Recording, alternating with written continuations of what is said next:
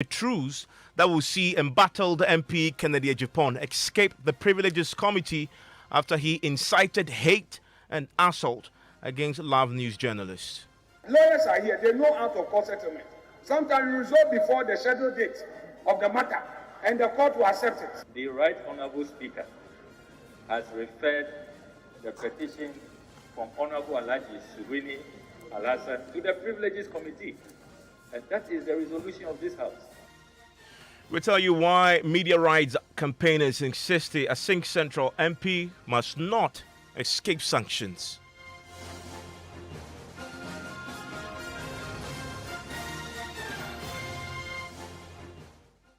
This is Top Story with Evans Mensah.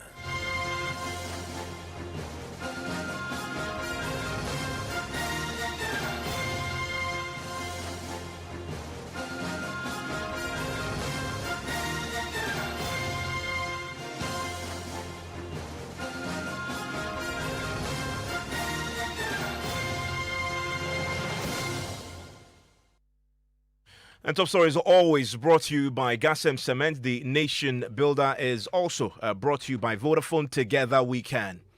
He incited hate against a journalist, called for the journalist to be assaulted. But today in Parliament, his MP colleagues are attempted to get him to escape sanctions that may follow a probe by the Privileges Committee. Alex Afanyomaking, the Deputy Majority Leader who had represented Kennedy Ejapon, the embattled the Sin Central MP in the past as his lawyer, today announced to Parliament the MPP side's wish for the matter to be settled so it does not have to come before the Privileges Committee. Now, Mr. Ejapon had threatened to harm my colleague Erastus Asaridonko when he called for the journalist to be beaten mercilessly.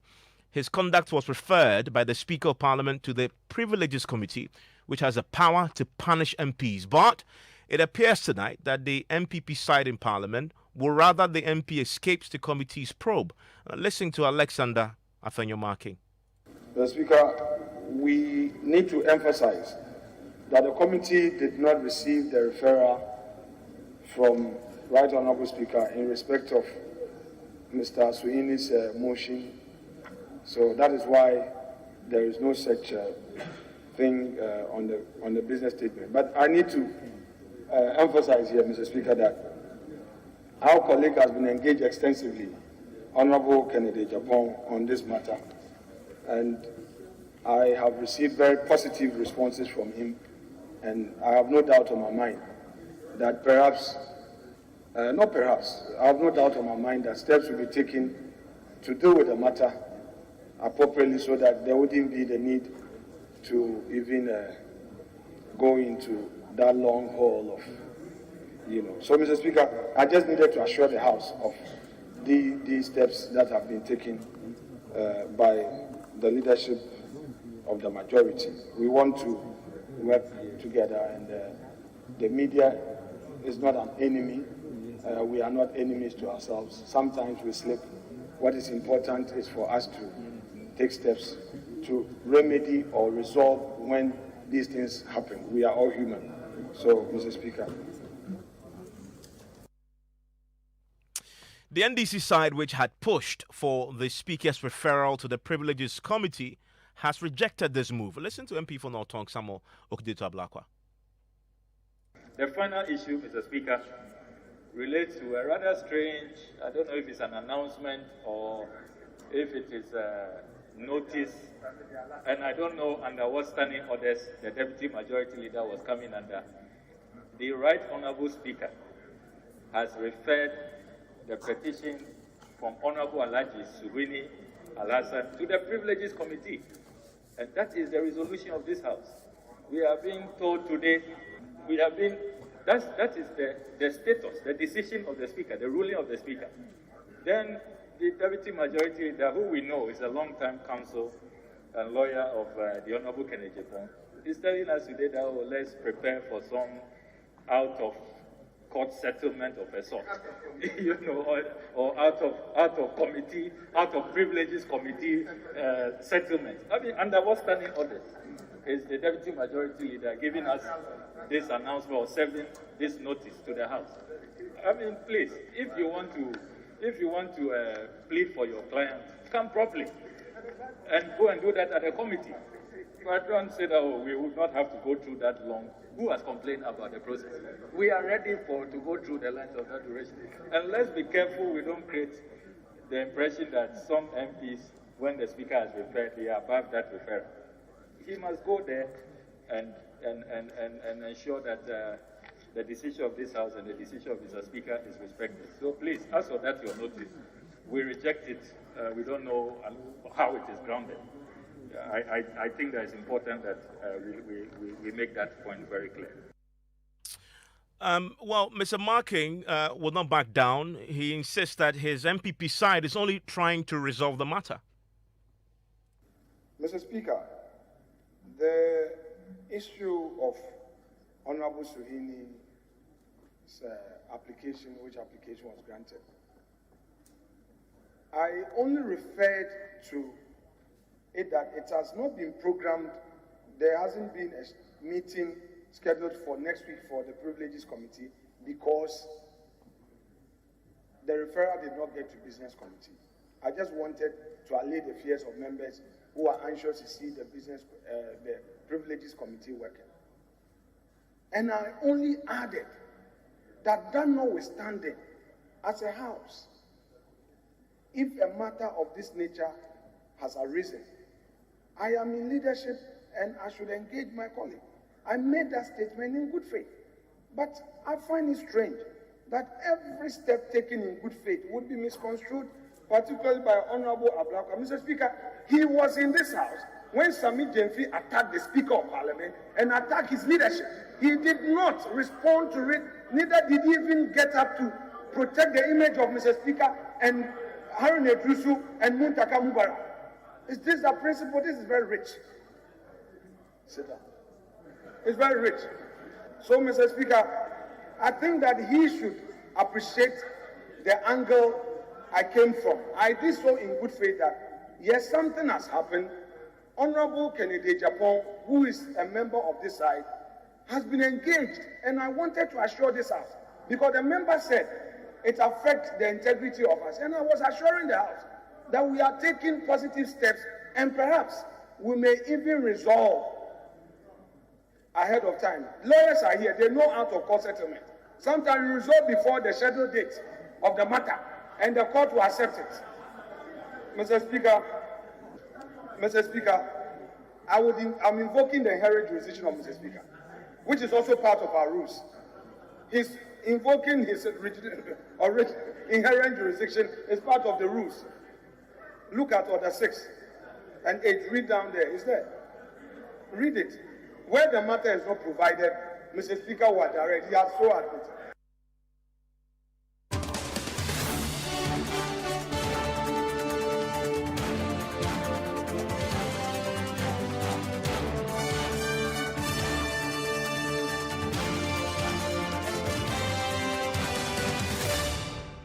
I want to take you to Parliament now. I want to bring in Hassan Suhini. He is, of course, the Member of Parliament who first raised this on the floor of Parliament that asked the Speaker to make the referral. The Speaker agreed, and that referral was made to the Privileges Committee. He joins us on the telephone line right now. Mr. Suhini, thank you for the time here on Top Story.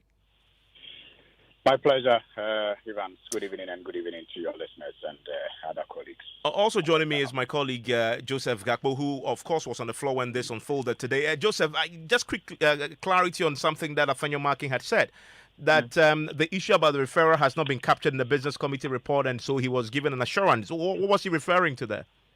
Usually the Business Committee decides business of the House going into the week ahead. And in fact, most of the times, it hardly includes details of what various committees will do. That would usually come separately in the order paper the following week in terms of notices of meetings. But essentially, he was making MPs aware that the inception meeting of the Privileges Committee that will then decide on the modalities as far as this probe is concerned will most likely not happen next week by virtue of the fact that the third referral that the Speaker done hadn't been brought even to the Business Committee meeting which happened yesterday to then allow for the necessary processes on it. It's honestly a little confusing, because from the understanding of various processes in Parliament, what happens at the level of a committee is a decision that should be taken by committee members. It's usually what happens on the floor specifically that is decided as a business committee, which is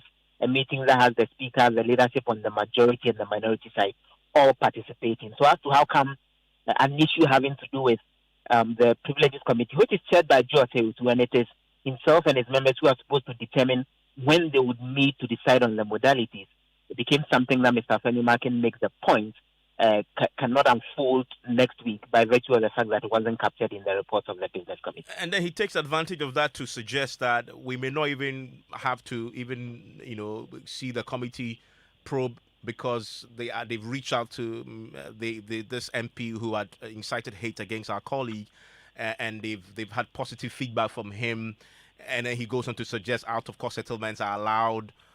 He then makes that a point that it's possible that we might not even see this committee sitting in the first place. Let me tell you what I've gathered on the corridors of Parliament, and it's that there is a backroom conversation that's ongoing at the level of the leadership on the majority side with the chairman of the committee, Kennedy Japan, who has actually not been in the House since the said referral was done. Yesterday, he was in WA as chair of the Defense and Interior Committee to investigate the brutalities that were meted out to some of the residents there.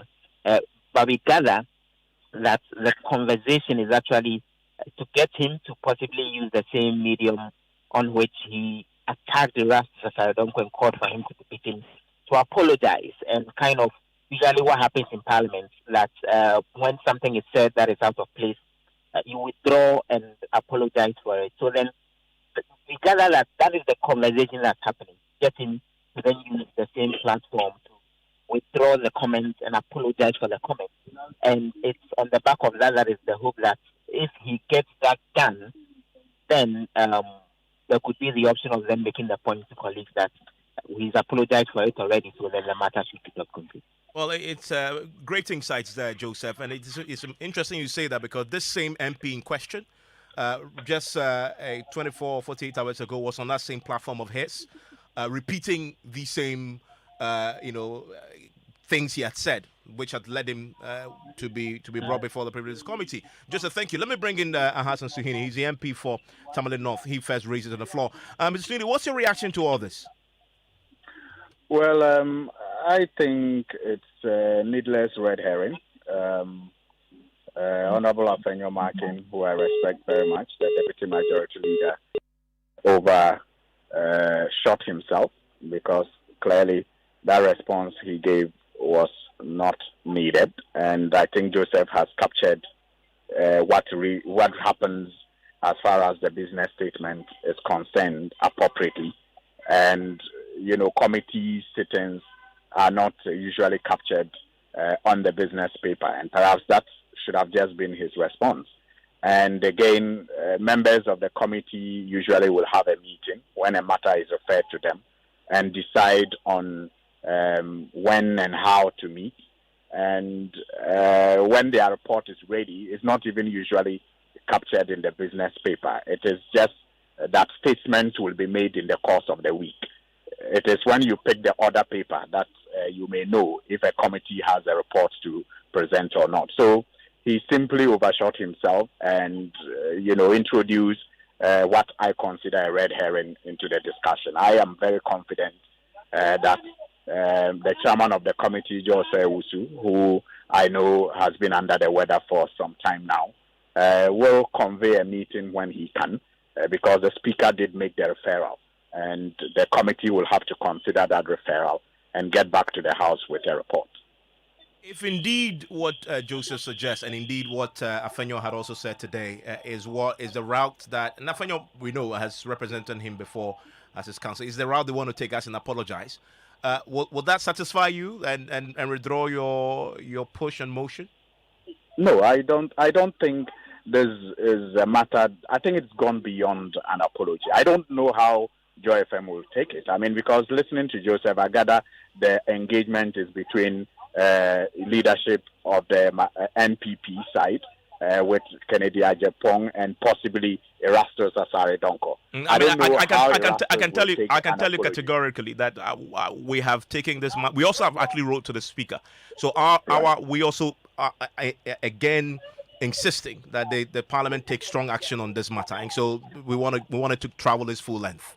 Exactly, and so for me, even if Erastus accepts his apology, it will still be left to the committee to decide whether that conduct was a breach of his privilege as a member of parliament, and it amounted to contempt of parliament. I still hold the view that even after an apology, the damage done to the image of parliament would not have been appropriately cured. And so I am for some level of punishment, especially so when he is not a first-time offender. The Honourable Member of Parliament, is not a first-time offender. He's one who has been referred to the committee before. The committee did indeed find him guilty and recommended, some sanctions, out of which the House, had to decide on which sanction to apply. Unfortunately, the former Speaker of Parliament, Right Honourable Michael Quay, never brought it up for the House to take a decision on the kind of punishment that was, commensurate with the crime that he was found guilty of at the time, or the, infraction that he was found guilty of at the time. So I am very certain that I am not the only one who holds this view, that something has to give, and Honorable Kennedy Ajapong has to be reined in some way, somehow, so that the image of Parliament and its dignity will be preserved. Especially, Mr. Suhini, when a night ago or 2 nights ago, he was back on his radio station attacking yourself. I mean, using unprintable words against yourself and repeating these same, words of harm and hate that he had incited against my colleague. And running amok on his radio station. I mean, this clearly isn't somebody who has any iota of remorse in him. So it really contradicts the position expressed by his lawyer and now Deputy Majority Leader on the floor, that they are making progress and that they believe that some sort of remorse is going to ooze out of this MP. I absolutely agree with you. I mean, I woke up this morning to find a number of people sending me the link and the videos and, the stories of his rants on that network. And I was a bit disappointed because I don't know why I expected better from him, because what he said is what he's noted for. In fact, when I anticipated making this statement, that was the reaction I was expecting. But I thought that perhaps there was a little glimmer of hope that he may be different this time around and go beyond or below. But he's still in character, and that's a bit disappointing to me because, but I mean, I heard him, for example, say I've achieved nothing, and so I'm a fool and all of that. But yes, he's right. I've achieved nothing. All I know I've achieved is that thanks to my parents, thanks to my community, I have manners, I'm humble, and, I have dignity. And I think those are, valuable values that he will not know their worth, unfortunately. So he will think it is nothing.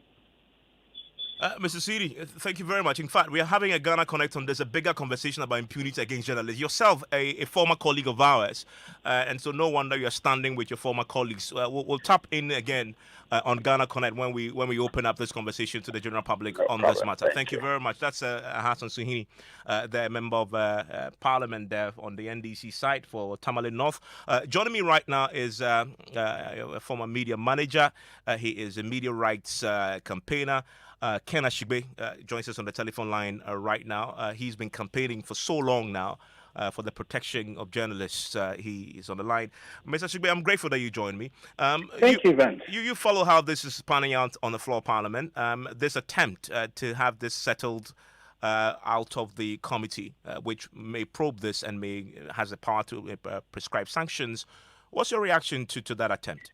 Well, Evans, it's just I have a principled position on when attacks are made on journalists. I think one of the things that have resulted in this act being perpetuated is the fact that normally when journalists are attacked, we go behind the scene and then we go and do some, out of court settlement. And you remember when I was managing director of Graphic, I was in open court. I had taken a lawyer for one of my staff who had been beaten by a footballer and his two footballers, brothers. And I was pushing for criminal prosecution, and when we finished, we were going to push for civil prosecution so that, the journalists would also, the damages, could be gotten.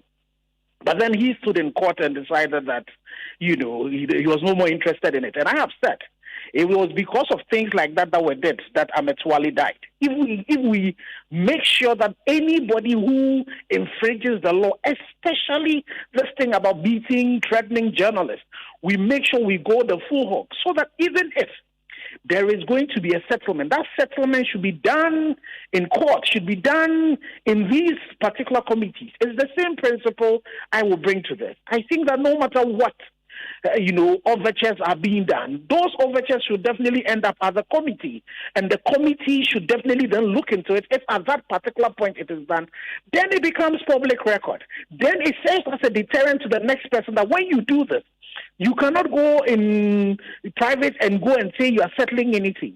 And in this particular situation, it's not only Parliament that, and rightfully so, and multimedia should be commended. You are one of the few stations that have pursued a case and ensured, indeed, even that it was civil, that the case, actually has ended. It is important that this case in Parliament sees the light of day. It's important that the police who are supposed to be investigating this also investigate it, and we make sure that it travels the full haul. We need to ensure that we stop this thing of impunity when journalists who all they hold for us, freedom for all of us, are being attacked, because the only way a journalist would be able to actualize the mandate of the Constitution of holding leadership to account of the people is if they are able to operate in an environment that is free without these threats coming up. So I would apply the same principle that have governed me so far as when it comes to these attacks. Let's not go do out of any place settlement. Let this thing come into all the, constitutionally mandated bodies, including the Privileges Committee. Let it be done there. If there's any remorse going to be shown there, if there's any apology, let it be done from that particular point. So it will be on public record. Fortunately for us, Parliament is a house of record, so that it would be there. So tomorrow, if something happens again, we can point that particular person to that and say that this is what happens to people who do these things. So Evans, I am not for any out of court settlement, out of anything settlement, and I definitely know that multimedia, I plead that you don't fall into that particular trap. If anything should be done, it should be done in the public so that there will be a public record of it, and it would serve as a deterrent for anybody else, be it Kenneth Ashibi, who would want to do that in future. I mean, that's a word on Parliament itself, because this ultimately rests on their shoulders. They've started a process, it's been referred. What's your expectation that we've heard the majority side quite vociferously on the floor of Parliament say, no, we want this to go, let it travel its full course. Of course, with the MPP side, it's insisting, we want. What do you expect Parliament to do now that we know what both sides' wishes are? Well, Evans, from what you've reported, I don't know whether it's both sides or whether it's just the MP from the Futu MP who has pushed that position. He's a deputy majority leader. That Parliament would let its process and procedures that have started commence and go the full hog. I am not averse against any settlement that would be attempted, but I'm just saying that if that has to happen, it has to happen, in at the committee level. If it has to happen, it has to happen in court. We have to make sure we travel the full hog. We should bear in mind there are a couple of things we're doing here. Definitely to ensure that Erastus is protected, but two, to ensure that this does not continue? What are the things that we can do? And I am hoping that Parliament, the second, state of the realm, would know that it is they themselves who have passed the laws. That if the Constitution, when it was promulgated, they are the people who are also supposed to be holding that. And for the journalists to be able to hold leadership to account, we need to do that in an environment that is devoid of any threats, that is devoid of any of these attacks. And the only way we can do this is to ensure that when these issues come, we deal with it the way it ought to be dealt with. And for me, I'm also a believer in the hot stove principle. It doesn't matter who it is.